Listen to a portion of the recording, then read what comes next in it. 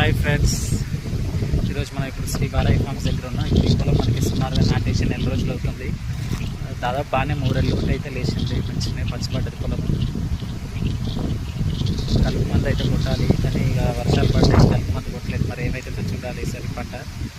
తర్వాత ఇక్కడ రైతులు కూడా అందరూ నారైతే వేసారు. ఈరోజు వాతావరణం అయితే చాలా చల్లగా ఉంది. నిన్న గత 2-3 రోజులుగా 3-4 రోజులు రోజు జల్లులు వర్షాలు పడడం వల్ల ఇటు సైడ్ అయితే రాలేదు. రోడ్లు చిన్నగా తయారైనాయి.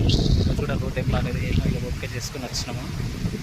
బట్ దాదాపు రైతులు అందరూ నారైపోయింది. గియర్ ఒక్కడే ఉన్నాడు. ఇతను కూడా నాటైపోతే ఇక్కడ ఈ చుట్టుపక్కల అందరిది నాటైపోయినట్టేగా.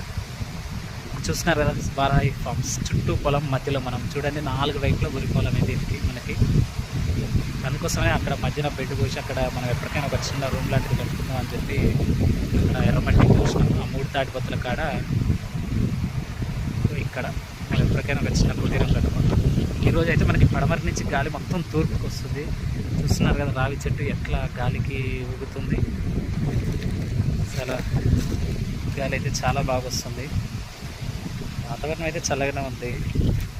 కొంచెం గడ్డి అయితే బీకినాం దాని మీద కొద్దిసేపు, 1 గంట సేపు అయితే. ఇంటికాడ కొంచెం పని ఉంది, అందుకని చెప్పి మేము వద్దామని చెప్పి వెళ్తున్నాం ఇంటికి.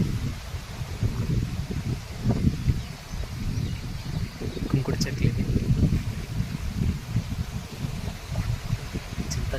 చింత చిగురు కూడా అయిపోయింది. మళ్ళీ చూసి కాయలు కూడా కాస్తున్నాయి, చిన్న చిన్న కాయలు.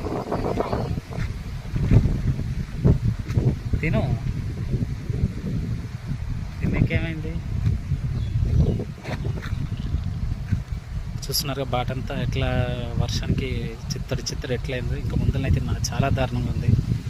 ఎప్పుడు బాగుపడతాయి ఈ రోడ్లు. రైతులందరూ తల ఇంత చేసుకొని సహకరించుకొని ఈ రోడ్లను బాగు చేసుకోవాల్సింది. శ్రీ వారాయి ఫార్మ్స్ చుట్టూ పొలం మధ్యలో మనం